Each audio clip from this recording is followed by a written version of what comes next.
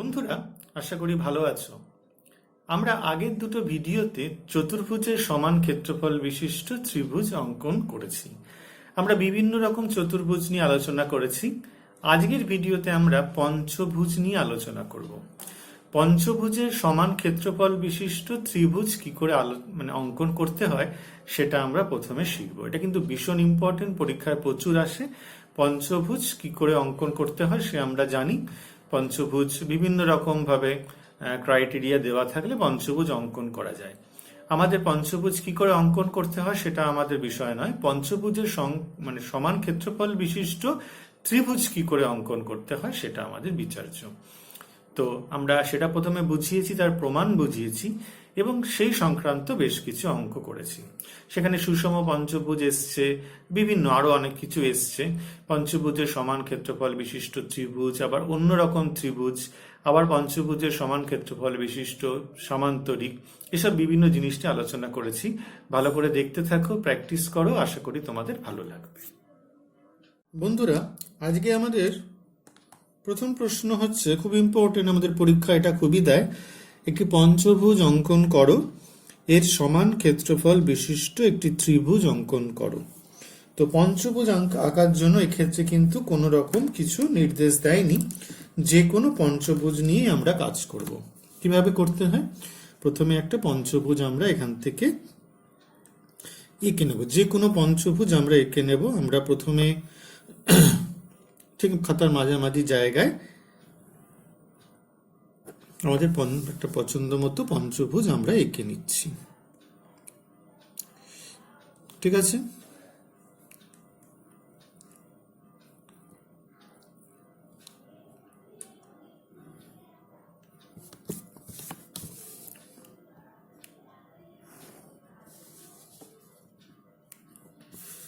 এখানেও তাই। তোমাদের যদি কিছু বলে দেওয়া না থাকে তোমরা একটা পঞ্চভুজ এভাবে আঁকবে। পেন্সিল ব্যবহার করবে, পেনের কোনো ব্যবহার কিছু নেই। তো এই হচ্ছে আমাদের পঞ্চভুজ আঁকা হলো, A B C D E. ওকে, এই পঞ্চভুজের সমান ক্ষেত্রফল বিশিষ্ট আমাদের ত্রিভুজ অঙ্কন করতে হবে। প্রথমে যেটা কাজ সেটা হচ্ছে প্রথমে এসি যুক্ত করতে হবে আর এডি যুক্ত করতে হবে। এই দুটো কর্ণ আমাদের যুক্ত করতে হবে। ঠিক আছে, তো এইবার প্রথমে আমরা যেটা করব সেটা হচ্ছে আমাদের সমান্তরাল আঁকতে হবে। এডি, এই যে এ ডি এর সমান্তরাল আঁকতে হবে ই বিন্দু দিয়ে। আমরা কালকে দেখিয়েছিলাম যে কি করে সমান্তরাল আঁকতে হয়। আমাদের এখানেও আমরা সমান্তরাল আঁকবো সেম ভাবে। ঠিক আছে, আমাদের এডি মাপ নিয়ে ই বিন্দুতে বসিয়ে নেব আর এ ই মাপ নেব। আমরা এখানে এ ই মাপ নিয়েছি, দেখতে পাচ্ছ। এ ই মাপ নিয়ে আমরা এখান থেকে কেটে নেব। ঠিক আছে, ঠিক আছে, আবার বলে দিচ্ছি, এ ডি যে মাপ আছে আমাদের, এ ডি মাপ নিয়ে ই বিন্দু থেকে বসিয়ে একটা বৃত্তচাপ কেটে নেব আর এ ই মাপ নিয়ে আমরা ডি বিন্দুতে বসিয়ে বৃত্তচাপ কেটে নেব। আমরা আগের ভিডিওতে আমরা অনেক আলোচনা করেছি কি করে সমান্তরাল আঁকতে হয়। নতুন করে আর আলোচনার কিছু নেই, সমান্তরাল আমরা এঁকে ফেললাম। ঠিক আছে, এইটা হচ্ছে আমাদের সমান্তরাল। ওকে, এইবার যদি আমরা এটাকে বর্ধিত করে দেব, সিডিটাকে বর্ধিত করে দেব।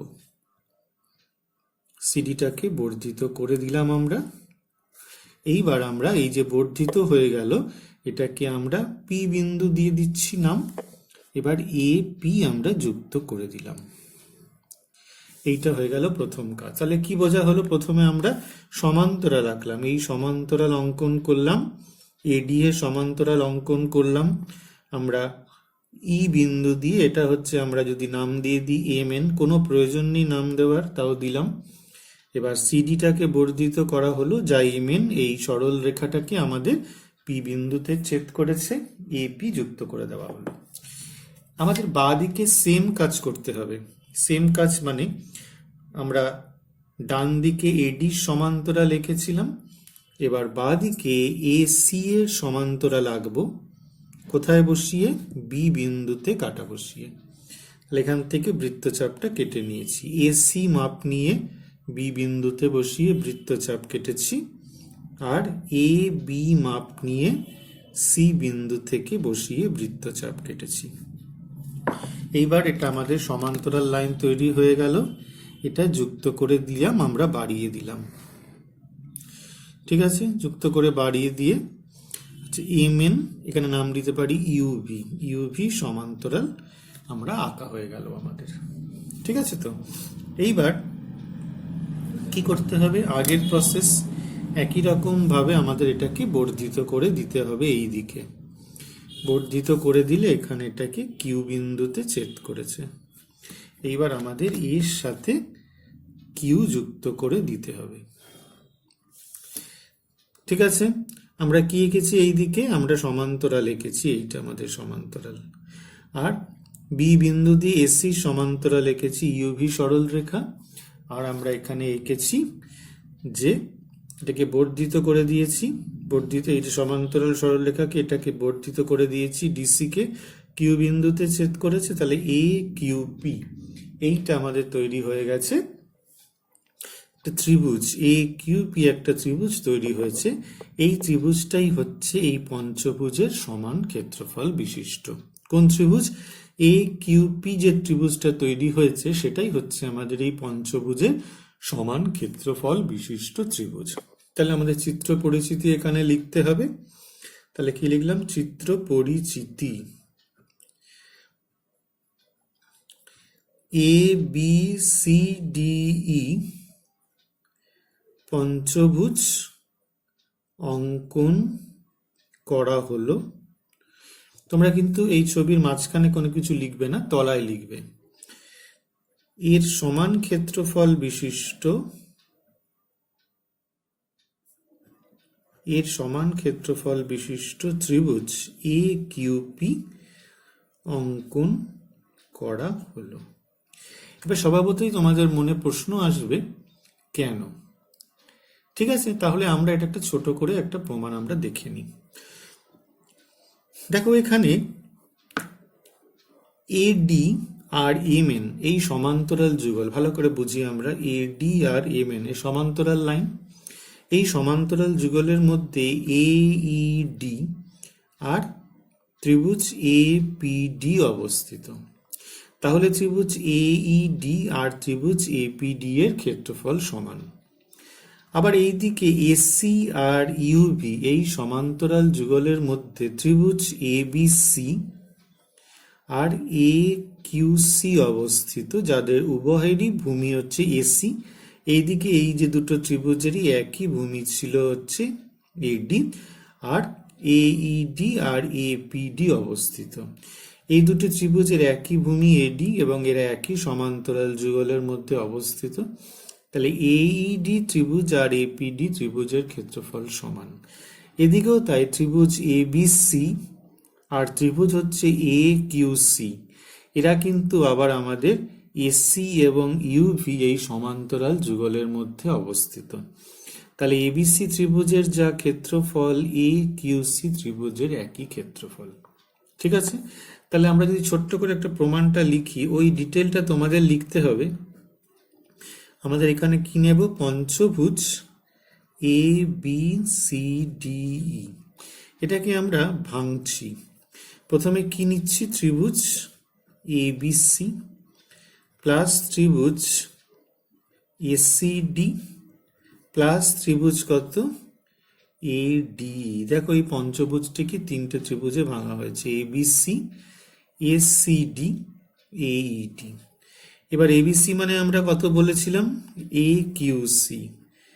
এক্ষেত্রে আমাদের কারণ দিতে হবে, এটা আমরা আগে লিখে নেব যে ত্রিভুজ এবিসি ও ত্রিভুজ এ কিউসি এর একই ভূমি এসি এবং এর একই সমান্তরাল যুগল এসি এবং ইউভি এর মধ্যে অবস্থিত।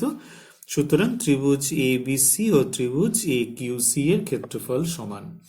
একই ভূমি এবং একই সমান্তরাল যুগলের মধ্যে অবস্থিত ত্রিভুজগুলির ক্ষেত্রফল সমান হয়। আর এখানে কি দেওয়া রয়েছে? ত্রিভুজ এসিডি দেওয়া রয়েছে। এখানে কি ত্রিভুজ এইডি আর ত্রিভুজ এপিডি।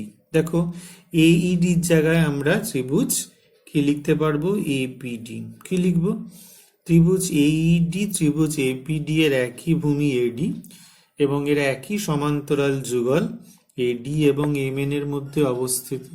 ঠিক আছে, তাহলে সুতরাং ত্রিভুজ এইডি ও ত্রিভুজ এপিডি এর ক্ষেত্রফল সমান। তাহলে এখানে লিখে দিলাম। এবার দেখো ত্রিভুজ এ কিউসি, এখান থেকে ত্রিভুজ এসিডি এইটা আর ত্রিভুজ এডিবি এইটা, এই তিনটে মিলিয়ে ত্রিভুজ তৈরি হয়ে যায় ত্রিভুজ এ কিউপি। তাহলে আমাদের পঞ্চভুজ A B C D E আর ত্রিভুজ এ কিউপি সমান।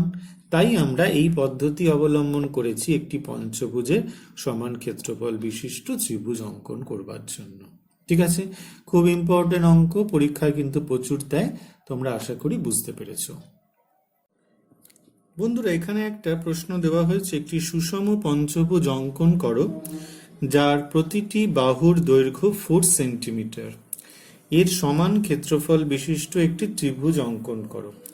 আগের যে অঙ্কটা ছিল যে একটা যে কোনো পঞ্চভুজ অঙ্কন করতে বলেছিল এবং সেই পঞ্চভুজের সমান ক্ষেত্রফল বিশিষ্ট একটা ত্রিভুজ অঙ্কন করতে বলেছিল। এখানে কিন্তু পরিষ্কার করে পঞ্চভুজের কথাটা কিন্তু বলে দিয়েছে, এটা সুষম পঞ্চভুজ হবে এবং তার বাহুর দৈর্ঘ্য আমাদের 4 সেন্টিমিটার দিয়ে দিয়েছে। তো প্রথমে আমাদের যেটা করতে হবে, 4 সেন্টিমিটার দৈর্ঘ্য আগে এঁকে নিলাম, এটা আমাদের পঞ্চভুজের বাহুর দৈর্ঘ্য। এবার যেটা করতে হবে, সুষম পঞ্চভুজের অন্তস্থ কোণ বের করতে হবে। তাহলে আমাদের বহিস্থ কোণটা আগে বের করি। বহিস্থ কোণ হচ্ছে আমাদের 360 ডিগ্রি বাই 5, বাহুর সংখ্যা তাহলে 72 ডিগ্রি। সুতরাং অন্তস্থ কোণ হয়ে যাবে 180 degree minus 72 degree is equal to 108 degree. এটা কিন্তু আমাদের চাঁদায় আঁকতে হবে প্রথমে। তাহলে আমরা খাতার মাঝামাঝি জায়গায় আমাদের এঁকে নেব। সরল রেখাংশ বড় করে টেনে নিলাম, যেহেতু দুদিকে বাড়াতে হবে আমরা জানি, আমরা বড় করেই প্রথমে এঁকে নিচ্ছি। এইখানে আমরা একটা বিন্দু নিলাম। ঠিক আছে, এইখান থেকে আমরা প্রথমে কি করব, 4 সেন্টিমিটারটাকে কেটে নেব। 4 সেন্টিমিটার মাপ নিয়ে আমরা প্রথমে এইখান থেকে কেটে নিয়েছি। ঠিক আছে, এটা নাম দিয়ে দেবো আমরা, পরে নাম দিচ্ছি। এইবার আমাদের এই দুদিক দিয়ে প্রথমে কাটতে হবে কি, 108 ডিগ্রি করে কাটতে হবে, কারণ পঞ্চভুজের সুষম পঞ্চভুজের প্রতিটি বাহুর প্রতিটি অন্তস্থ কোণের পরিমাপ হচ্ছে 108 ডিগ্রি। তাহলে এখানে 100, তাহলে এইদিকে হয়ে যাচ্ছে আমাদের 108 ডিগ্রি। ঠিক আছে, 110, এটা 108, আর এইদিকেও তাই আমরা নিয়ে নেব এখান থেকে 100, এখান থেকে হয়ে গেল। আবার এইখানে বসিয়ে আমরা 108 ডিগ্রি এদিকে নিয়ে নেব, 100 108 ডিগ্রি। ঠিক আছে, এরকম আমাদের ছবি আমরা নিয়ে নিলাম। এইবার আমরা এখান থেকে যুক্ত করে দেব, এটাকে যুক্ত করে দিলাম, বাড়িয়ে দিচ্ছি। ঠিক আছে, আমরা পেন্সিল সবসময় ইউজ করব, পেন্সিল এইদিকেও আমরা এটাকে যুক্ত করে বাড়িয়ে দিয়েছি। একটু স্পেস বেশি নিয়ে করতে হবে যাতে আমাদের ছবিটা সঠিকভাবে দেখে নাও। এখান থেকে আমরা করে নিলাম 108 ডিগ্রি, এদিকে নিয়ে নিচ্ছি 100 আর 108, এইদিকেও আমাদের 108 ডিগ্রি নিয়ে নেওয়া হয়েছে। তাহলে পাশে আমরা এখান থেকে লিখে নেব এটা 108 ডিগ্রি, এখানেও আমরা এটা 108 ডিগ্রি লিখে নেব। এবার প্রত্যেকটা বাহু যেহেতু 4 সেন্টিমিটার আমরা আগে থেকেই মেপে নিয়েছি, এখান থেকে বসিয়ে কেটে নেব। এখান থেকে বসিয়ে কাটবো, এখানে কাটবো, এখান থেকেও কাটবো, আর এখান থেকেও কাটবো। ঠিক আছে, তাহলে এটা যদি আমরা যুক্ত করে দিই তাহলে আমরা কিন্তু আমাদের সুষম পঞ্চভুজটা পেয়ে যাব। প্রত্যেকটা বাহু তার 4 সেন্টিমিটার করে হয়ে যাবে। এই আমাদের সুষম পঞ্চভুজের চিত্র কমপ্লিট হয়ে গেল। ওকে, আমরা মাথায় নাম দেব এ, তারপরে হচ্ছে বি, সি, ডি, ই।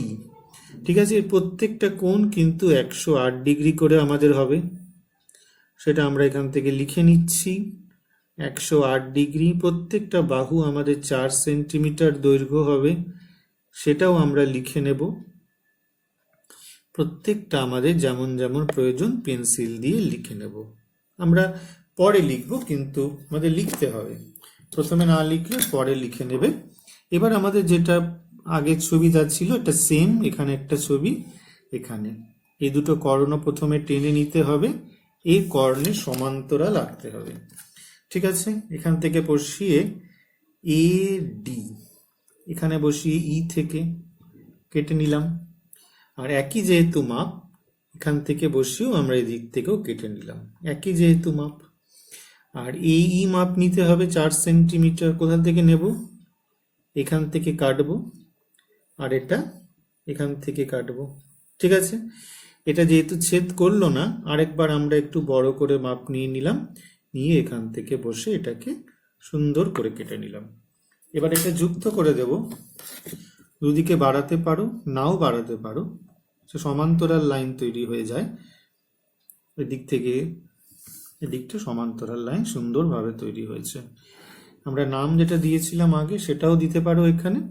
এটা হচ্ছে পি কিউ, এটা হচ্ছে ইউভি, দিতে পারো নাও দিতে পারো। আর শেষ স্টেজ তাহলে কি হচ্ছে, এখানে ছেদ করেছে, এটাকে পি নাম দিলাম, এটাকে কিউ নাম দিলাম। এবার এর সঙ্গে কিউ যুক্ত করে দিয়েছি, আর এর সাথে আমরা পি কে যুক্ত করে দিয়েছি। তাহলে আমাদের এ পি কিউ তৈরি হয়ে গেল। এটা একটি সুষম পঞ্চভুজ ABCDE এর সমান ক্ষেত্রফল বিশিষ্ট আমাদের ত্রিভুজ তৈরি হয়ে গেল। দেখতেই পাচ্ছ সবাই পরিষ্কার করে। আমরা ছবিটাকে উঁচু করে দিচ্ছি পরিষ্কার দেখবার জন্য। তাহলে আমাদের চিত্র পরিচিতি এখানে লিখতেই হবে। তাহলে আমরা চিত্র পরিচিতি লিখছি। চিত্র পরিচিতি এটা লিখতেই কিন্তু হবে, ঠিক আছে। ABCDE সুষম পঞ্চভুজ অঙ্কন করা হলো, যার প্রতিটি বাহুর দৈর্ঘ্য 4 সেন্টিমিটার। ঠিক আছে, এর সমান ক্ষেত্রফল বিশিষ্ট ত্রিভুজ APQ অঙ্কন করা হলো। এরকম ভেরি ইম্পর্টেন্ট প্রমাণ। এটা কিন্তু ভীষণভাবেই পরীক্ষায় দেয়, ভীষণ পরীক্ষায় দেয় এটা, যে সুষম পঞ্চভুজ অঙ্কন করো যার তোমাকে দৈর্ঘ্য দেওয়া হবে। প্রথমে কিন্তু আমাদের এর অন্তস্থ কোণটা কিন্তু পেয়ে নিতে হবে। অন্তস্থ কোণটা আগে জানিয়ে আমরা ক্যালকুলেশন করে পাশে দেখাতে হবে, আর এই চিত্র পরিচিতি লিখতে হবে, আর আমাদের ডিটেল হচ্ছে এইটা করতে হবে। প্রমাণ যদি দেয় তাহলে প্রমাণ আমরা আগেই করে দিয়েছি, এখানেও সেম প্রমাণ হবে। ওকে বন্ধুরা, আমাদের প্রবলেম নম্বর 11, একটি যে কোনো পঞ্চভুজ অঙ্কন করো, এর সমান ক্ষেত্রফল বিশিষ্ট একটি ত্রিভুজ অঙ্কন করো যার একটি কোণ 45 ডিগ্রি। একটি পঞ্চভুজের সমান ক্ষেত্রফল বিশিষ্ট ত্রিভুজ অঙ্কন করতে আমরা শিখে গেছি, এ নিয়ে কোনো সন্দেহ নেই। কিন্তু এখানে এর সমান ক্ষেত্রফল বিশিষ্ট একটা ত্রিভুজ আঁকতে বলেছে যার একটি কোণ 45 ডিগ্রি। তো প্রথমে আমাদের আগে ত্রিভুজটাই আঁকতে হবে। তার জন্য আমাদের পছন্দ মতো একটা পঞ্চভুজ এঁকে নিতে হবে। ঠিক আছে, আমরা পছন্দ মতো একটা পঞ্চভুজ এঁকে নিচ্ছি। এর সমান ক্ষেত্রফল বিশিষ্ট ত্রিভুজ হবে, সেটা আমরা পরে করছি। যেহেতু পঞ্চভুজের দুদিকে লম্বা করে বাড়াতে হয় আমরা জানি, সেই জন্য আমরা এখানে পঞ্চভুজটা এখানে এঁকে নিলাম। ঠিক আছে,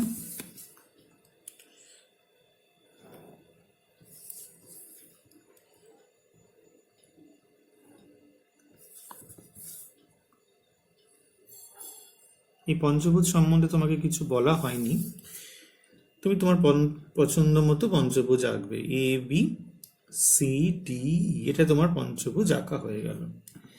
এবারে সমান ক্ষেত্রফল বিশিষ্ট যখন ত্রিভুজ তোমাকে আঁকতে হবে, তাহলে কি করতে হবে? প্রথমে AD যুক্ত করতে হবে। আগে আমরা বলেছি কি, আগে ত্রিভুজ অঙ্কন করব। পঞ্চভুজের সমান ক্ষেত্রফল বিশিষ্ট ত্রিভুজ অঙ্কন করব। AD যুক্ত করা হলো। এইবার আমরা AD সমান্তরাল লাইন আঁকবো ই বিন্দু দিয়ে, ঠিক আছে। আর এখান থেকে এ ই মাপ নেব, নিয়ে ডি বিন্দুতে বসিয়ে কেটে নেব। তাহলে আমাদের সমান্তরাল লাইন তৈরি হয়ে গেল। ওকে, এইটা আমাদের সমান্তরাল লাইন তৈরি হয়েছে। এটা আমাদের নাম দেওয়ার প্রয়োজন নেই, দিতে পারো। ওকে, দিতে পারো, নাও দিতে পারো। আর এক্ষেত্রে আমি আর দিলাম না, এটা নাম দিয়ে দিলাম কিউ, ঠিক আছে। আচ্ছা, এইবার আমরা এই দিকে সমান্তরালটা আঁকবো, এসির সমান্তরাল আঁকবো বি বিন্দু দিয়ে।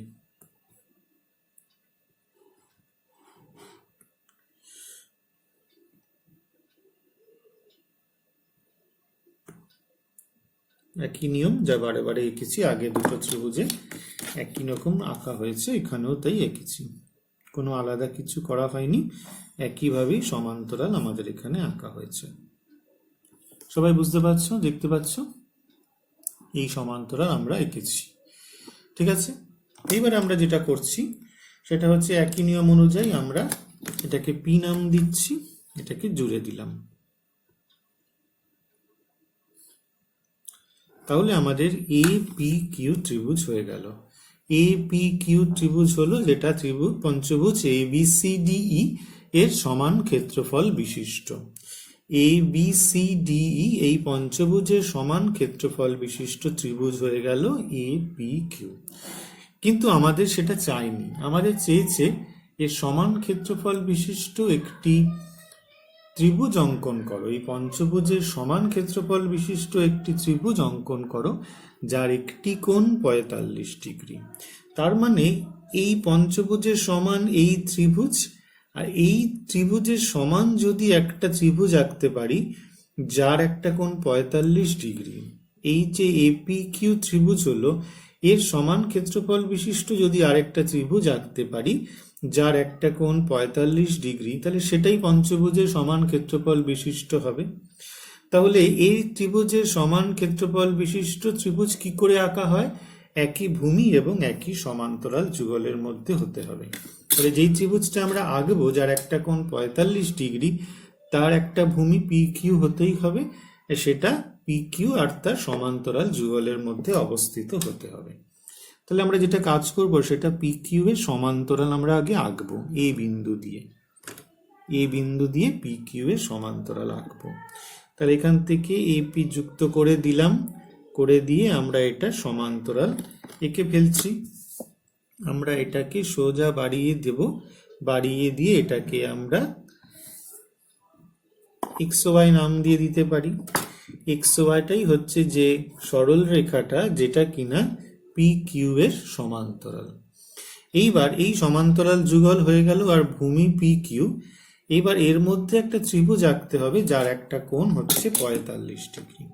তাহলে পি বিন্দু দিয়ে লম্ব আঁকতে হবে, এর কোনো সন্দেহ নেই। পি বিন্দু দিয়ে আমরা একটা লম্ব অঙ্কন করব, সেটাকে অর্ধেক করে দিলেই আমরা 45 ডিগ্রি কোণ পেয়ে যাব। আমরা এখান থেকে 90 ডিগ্রি কোণ পেয়ে যাচ্ছি। লাল দিয়ে আঁকছি যাতে তোমাদের বুঝতে সুবিধা হয়।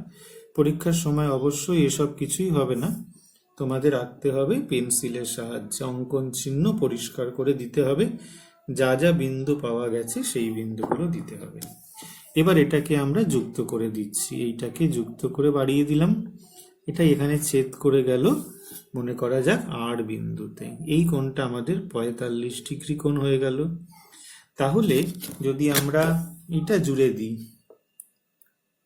আর কিউ যদি আমরা জুড়ে দিই, তাহলে আমাদের যে আর পি কিউ ত্রিভুজ পাওয়া গেল সেটা কিন্তু এপি কিউ এই ত্রিভুজের সমান ক্ষেত্রফল বিশিষ্ট। তার কারণ এপি কিউ ত্রিভুজ এবং আর পি কিউ ত্রিভুজের একই ভূমি হচ্ছে পি কিউ এবং এর একই সমান্তরাল যুগল পি কিউ এবং এক্স ওয়াই এর মধ্যে অবস্থিত, কারণ এই দুটো সমান্তরাল আমরা এঁকেছি, ঠিক আছে। আর এই ত্রিভুজের একটা কোণ 45 ডিগ্রি। তাহলে আমরা জানি যে ত্রিভুজের যে ত্রিভুজগুলি একই ভূমি এবং একই সমান্তরাল যুগলের মধ্যে অবস্থিত তাদের ক্ষেত্রফল সমান হয়। তাহলে এই যে ত্রিভুজ আর পি কিউ পাওয়া গেল, এটা হচ্ছে পঞ্চভুজ ABCDE এর সমান ক্ষেত্রফল বিশিষ্ট। তাহলে চিত্র পরিচিতি আমরা লিখব। চিত্র পরিচিতি লিখতে হবে যে পঞ্চভুজ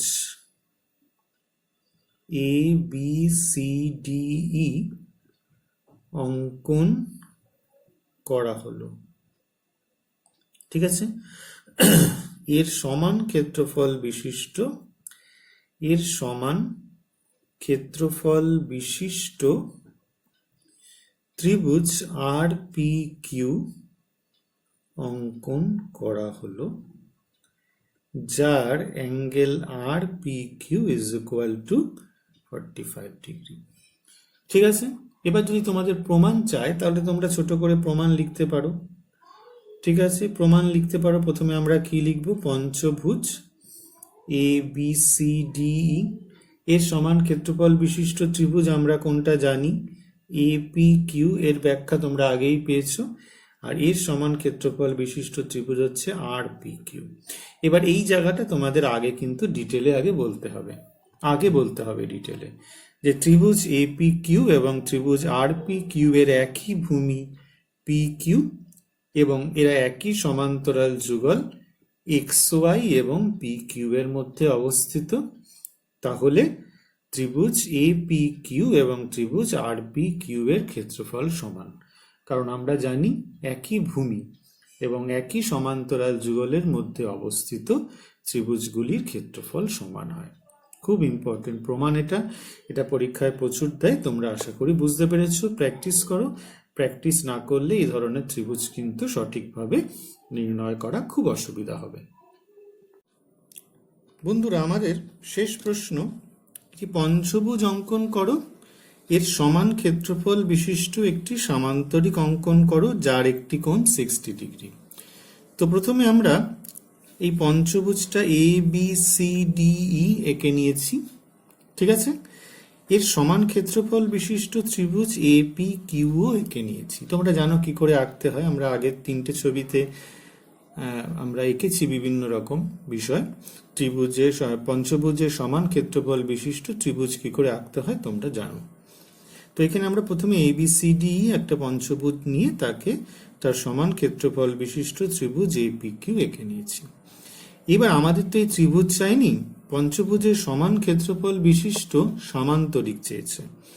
তাহলে পঞ্চভুজের সমান ত্রিভুজ, আর যদি ত্রিভুজের সমান সামান্তরিক আঁকা যায় তাহলেই হয়ে যাবে।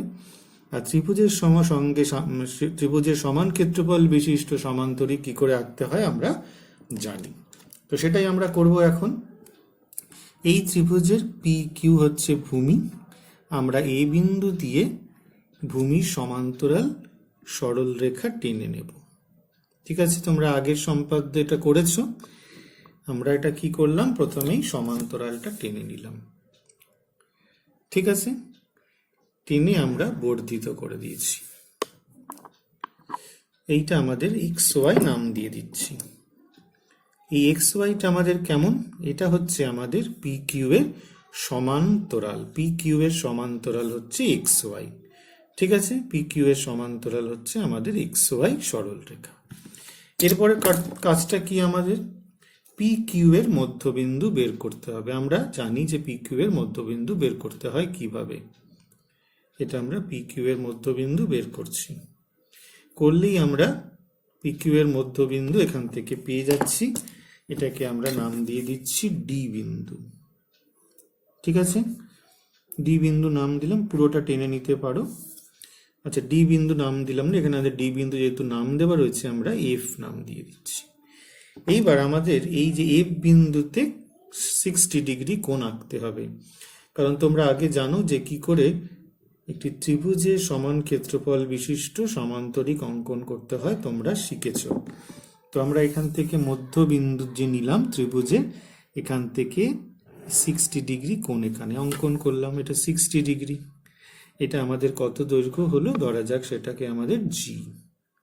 ঠিক আছে, এইবার আমাদের FQ, যে আমাদের দৈর্ঘ্যটা আছে FQ, সেটার মাপ নিয়ে এখান থেকে কেটে নিলাম। ঠিক আছে, এইটা হয়ে যাচ্ছে আমাদের H। এবার যদি আমরা এটা জুড়ে দিই, আমাদের কিউ আর এইচ যদি আমরা জুড়ে দিই তাহলে আমাদের এই সামান্তরিকটা অঙ্কন হয়ে গেল। এই সামান্তরিকটা হচ্ছে আমাদের GFQH। GFQH এই সামান্তরিকটা কার সঙ্গে সমান? এই ত্রিভুজের সঙ্গে সমান। আবার এই ত্রিভুজটা কার সাথে সমান? এই পঞ্চভুজের সঙ্গে সমান। তাহলে আমাদের অঙ্কন কমপ্লিট হয়ে গেল। তাহলে আমরা এখানে লিখব চিত্র পরিচিতি। প্রথমে চিত্র পরিচিতি লিখতে হবে। ওকে, কি লিখব?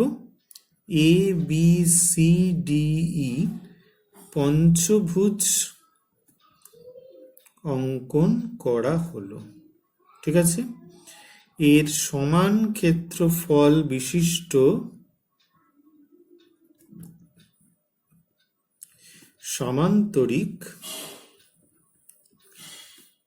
GFQH অঙ্কন করা হলো, যার angle GFQ is equal to 60 degree. ঠিক আছে, এটার প্রমাণ যদি তোমাদের জানতে চাই তোমরা প্রমাণ এখানে করবে, যে প্রথমে কি করে প্রমাণ করতে হবে তোমরা বলে দেবে। আর যদি এটা সামান্তরিকের কোণ ভ্যারি করবে তোমরা জানো, 60, 70, 45 যা হতে পারে।